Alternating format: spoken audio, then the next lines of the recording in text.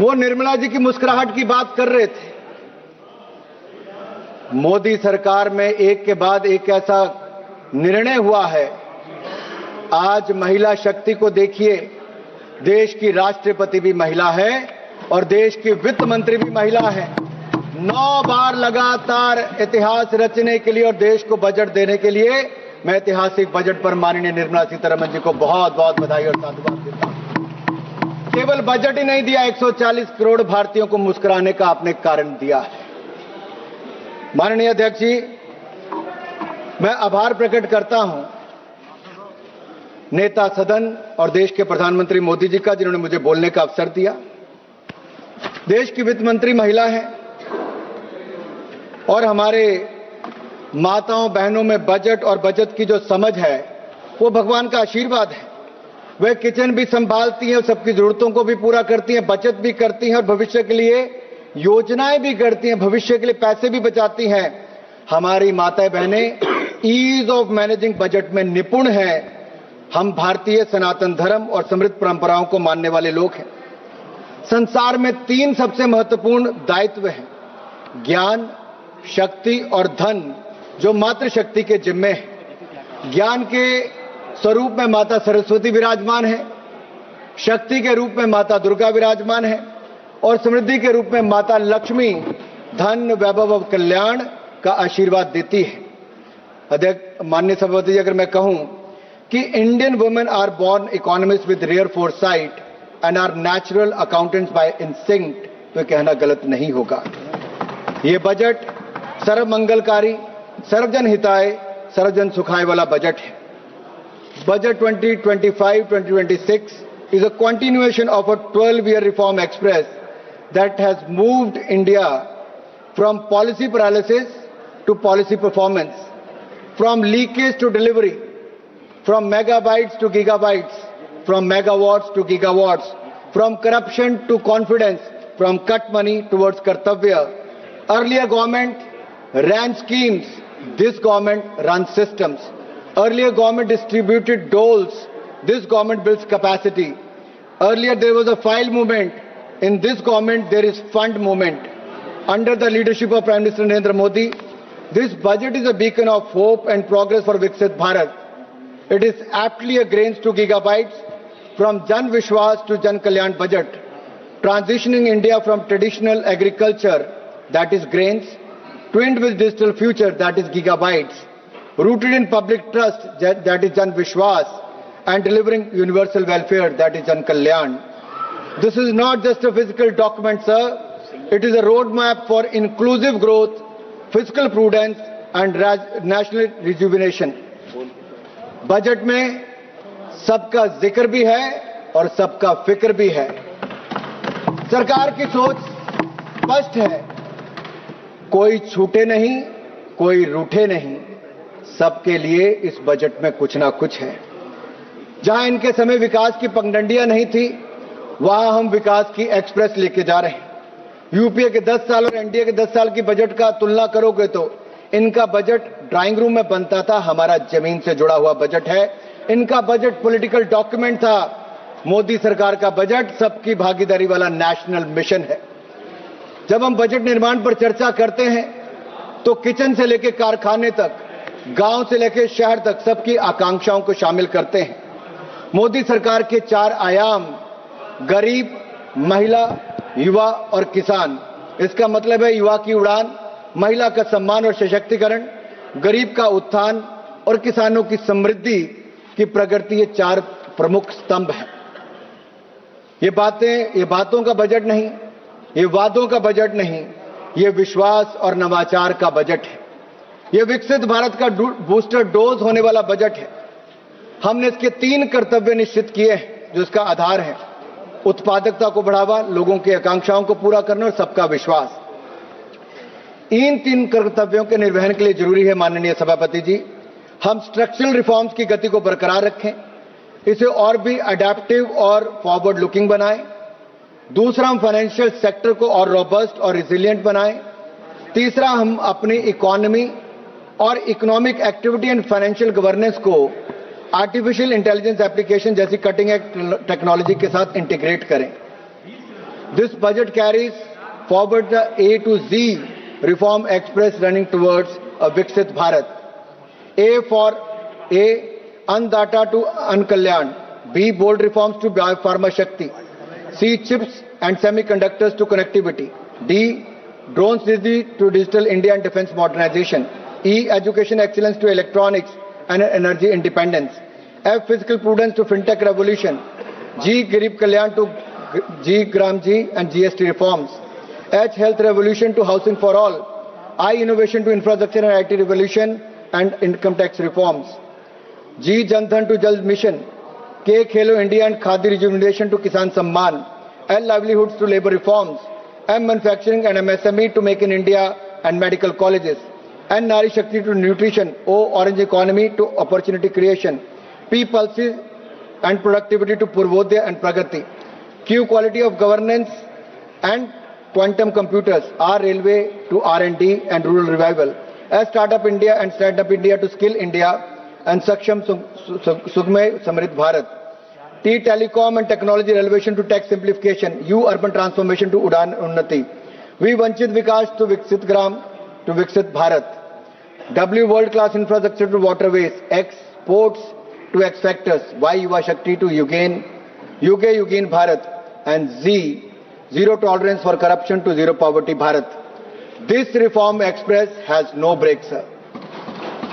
2014 में जब हमारी सरकार आई तो सवाल ये पूछा गया क्या देश में सही मायने में रिफॉर्म्स आ सकती हैं, क्या भ्रष्टाचार मुक्त सरकार दी जा सकती है, क्या गरीबों का कल्याण और गरीबी रेखा से बाहर निकाला जा सकता है। उसका उत्तर था हां।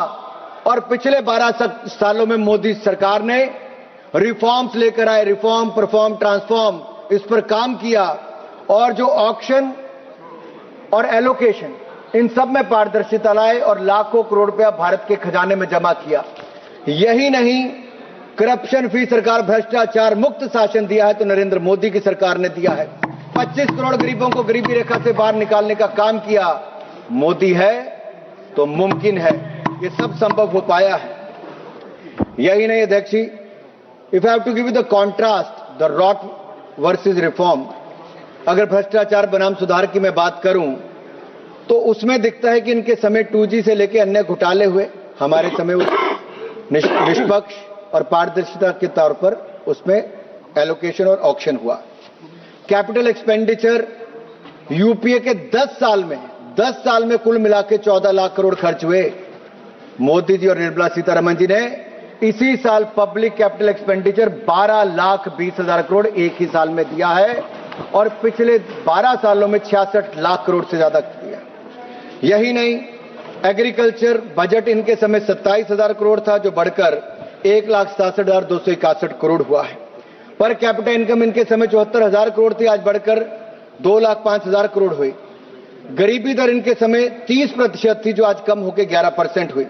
महिलाओं की बात करते हैं, हमने तो महिलाओं के लिए 33% आरक्षण दिया तो नरेंद्र मोदी जी ने आकर दिया जो पहले कोई नहीं कर पाया।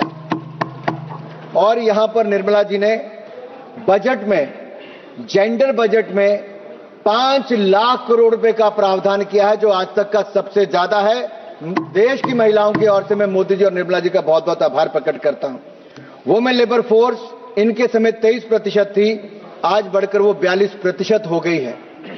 लगातार महिलाओं की भूमिका बढ़ रही है, लेकिन राहुल जी की कांग्रेस में महिलाओं की भूमिका ये बढ़ी कि अपने परिवार के सदस्य को तो वहीं खड़े रहने दिया, बाकी महिलाओं को लंबी कतार बनाकर वेल में भेज दिया और वेल से प्रधानमंत्री जी के घेराव करने में भेज दिया कि अगर निष्कासन हो तो राहुल जी चाहते बाकी महिला सांसदों का हो, उनके परिवार पर कोई ऐसा आरोप न लगे। यही नहीं, अगर मैं कुछ बातें आपको इस पे करूं तुलनात्मक के रूप में, यूपीए की सरकार में 2013-14 में डिफेंस का बजट था 1,45,000 करोड़, आज बढ़कर 7,50,000 करोड़ से ज्यादा हुआ। देश को सुरक्षित करने के लिए और आत्मनिर्भर करने के लिए मोदी सरकार ने डिफेंस में रिकॉर्ड बजट दिया है। ग्रामीण विकास के लिए 4 गुना ज्यादा बजट दिया पहले से। इसी तरह से एग्रीकल्चर में 27,000 करोड़ इनके समय बजट था एक साल का, आज 1,62,671 करोड़ है। एनर्जी की बात करते थे राहुल जी, 17,500 करोड़ रुपया आपके समय बजट था, आज 1,09,029 करोड़ रुपया बजट है। स्वास्थ्य आपके समय हांफ रहा था क्योंकि केवल 37,000 करोड़ रुपया आपके समय बजट था, आज 1,04,599 करोड़ रुपया बजट मोदी सरकार में है। शहरी विकास 24,000 करोड़ आपके समय बजट था, आज 85,552 करोड़ रुपया बजट है। सोशल वेलफेयर सामाजिक क्षेत्र में आप केवल 6,225 करोड़ देते थे, हमने 62,362 करोड़ रुपया दिया है। इनके समय अर्थव्यवस्था हाँफ रही थी, लेकिन फिजिकल प्रूडेंस क्या होता है हमने कह के किया। 4.5% हमने कहा था फिजिकल डेफिसिट होगा। मैं बधाई देता हूं निर्मला जी को, 4.5 नहीं 4.4% आपने अचीव किया है। आप बधाई के पात्र हैं। और अगले साल के लिए आपने 4.3% उसका तय किया है। यही नहीं अध्यक्ष जी, पिछले साल 50.65 लाख करोड़ का बजट था, इस बार उसमें 5.6% वृद्धि करके 53,47,000 करोड़ रुपए का बजट रखा है। उसके लिए मैं आपको साधुवाद देता हूं। 12 सेक्टरों पर आपने प्रमुखता फोकस किया है, बैंकिंग, आर्टिफिशियल इंटेलिजेंस और टेक्नोलॉजी, उद्योग, स्वास्थ्य, शिक्षा, महिला, पर्यटन, कृषि, रक्षा, ऊर्जा, रेलवे और परिवहन। अब मैं पहला बैंकिंग पर आता हूं। ये जो ग्रिप की बात राहुल गांधी कर रहे थे ना साहब, ये ऐसी ग्रिप इन्होंने बैंकिंग सेक्टर पर लगाई थी कि 12 में से 11 बैंक पीसीए फ्रेमवर्क में थे। यूपीए सरकार में हमारी सरकार आई, मोदी जी 5R रिफॉर्म्स लेकर आए। हमने पिछले 10 सालों में 10 लाख करोड़ की बैड लोन रिकवरी की है, 10 लाख करोड़ रुपए की बैड लोन रिकवरी की है।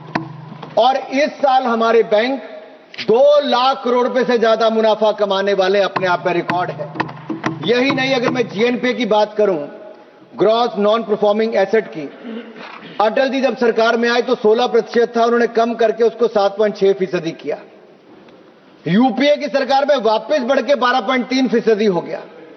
हमारी सरकार में, मोदी सरकार में उसको कम करके 2.31% पे लाए हैं। ये रिकॉर्ड है साहब। अब डिपॉजिट और क्रेडिट की मैं बात करता हूं। यूपीए की सरकार में 88 लाख करोड़ रुपया पैसा जमा बैंकों में हुआ, हमारे समय 2,32,000 करोड़ रुपया पैसा जमा हुआ। इनके समय क्रेडिट 67 लाख करोड़ दिया, हमारे समय 1,81,000 करोड़ दिया। सर, ये पॉलिसी पैरालिसिस इनके समय था, हमारे समय पॉलिसी परफॉर्मेंस है। राहुल जी आर्टिफिशियल इंटेलिजेंस और डेटा की बात कर रहे थे। दुख की बात तो ये है सर, सब्जेक्ट कुछ और होता है, बोलते किसी और पे। इनका तो ज्ञान भी नर्सरी क्लास से शुरू करवाना पड़ेगा। इनको ट्रेड एंड कॉमर्स और फाइनेंस में ही अंतर नहीं पता। राष्ट्रपति भाषण पे क्या चर्चा करनी और बाकी का कहना वो राहुल गांधी जी को नहीं पता।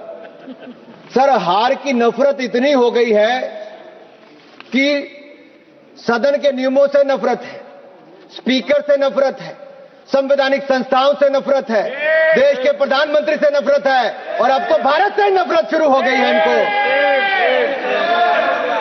और मन घड़ंत आरोप लगाते हैं साहब। और ऐसी नफरत हो गई है कि 95 चुनाव इनके नेतृत्व में कांग्रेस पार्टी हारी, और अगले 3-4 महीनों में सेंचुरी लगाने वाली है हार की। सर, आर्टिफिशियल इंटेलिजेंस की इन्होंने बात की। सर, इनको मैं याद कराना चाहता हूं आर्टिफिशियल इंटेलिजेंस पे, शायद ये भूल गए, जितना मोदी सरकार ने काम किया शायद किसी और ने नहीं किया। 25 करोड़ लोगों को एआई मॉड्यूल्स पे शिक्षित हमारी सरकार इस बजट में हमने प्रावधान किया करने वाली है। समय से पहले उनको तैयार करना चाहती है। एआई इनेबल्ड नेशन हम बनाना चाहते हैं। सर, 2030 तक एआई इनोवेशन हब हमारे यहां पे बने, एआई के क्षेत्र में एम्प्लॉयमेंट इनोवेशन आए, 8 करोड़ से अधिक प्रोफेशनल्स की जरूरत दुनिया भर में पड़ेगी, और उसकी मार्केट कहीं से तैयार होगी तो हमारे भारत के युवा एआई प्रोफेशनल बनके देश और दुनिया को अपनी सेवाएं देंगे। सर, उसके लिए हमने प्रावधान किया बजट में। सर, उद्योग की मैं बात करूं, एमएसएमई की मैं बात जरूर करना चाहता हूं सर, क्योंकि हमारी जीडीपी में 30% भागीदारी एमएसएमई की है, हमारी एक्सपोर्ट में 40% हिस्सेदारी एमएसएमई की है। और सर, मैं धन्यवादी हूं निर्मला सीतारमण जी का, कि 10,000 करोड़ रुपया एमएसएमई ग्रोथ फंड आपने इसके लिए प्रावधान किया है और 2,000 करोड़ रुपया आपने सेल्फ रिलायंट इंडिया फंड के लिए दिया है। इससे हमारे एमएसएमई सेक्टर को बल मिलेगा और अभी हमारे 6.63 करोड़ एमएसएमई रजिस्टर्ड है। अगले कुछ सालों में 7-7.5 करोड़ से ज्यादा हो जाएगा। लगभग 27 करोड़ लोगों को रोजगार इसके माध्यम से मिलता है सर, और एमएसएमई सेक्टर से लगभग 3-4 करोड़ लोगों को और रोजगार आने वाले समय में मिलेगा। और मैं धन्यवादी हूं पीयूष गोयल जी को और माननीय प्रधानमंत्री मोदी जी का। 9 देशों से एफटीए एग्रीमेंट रिकॉर्ड समय में भारत ने किए हैं, जिससे भारत के एमएसएमई सेक्टर को फायदा मिलेगा। सर, हमारे सूक्ष्म लघु उद्योग को बल मिलने वाला, मैं उसमें बाद में बोलूंगा कितना उससे फायदा मिलने वाला है। सर, मैं ये कहूंगा, नेता प्रतिपक्ष विदेशों में जाकर बर्लिन में आंसू बहाते हैं, एमएसएमई पर घड़ियाली आंसू बहाते हैं। सही मायने में वो भारत को नीचा दिखाना चाहते थे। सर, इनकी सरकार में एमएसएमई को कितना लोन मिला? 12 लाख करोड़ रुपया। मोदी सरकार में 30 लाख करोड़ रुपया हमने बैंकों से दिलाया। इनके समय लोन लेने में 59 महीने लगते थे।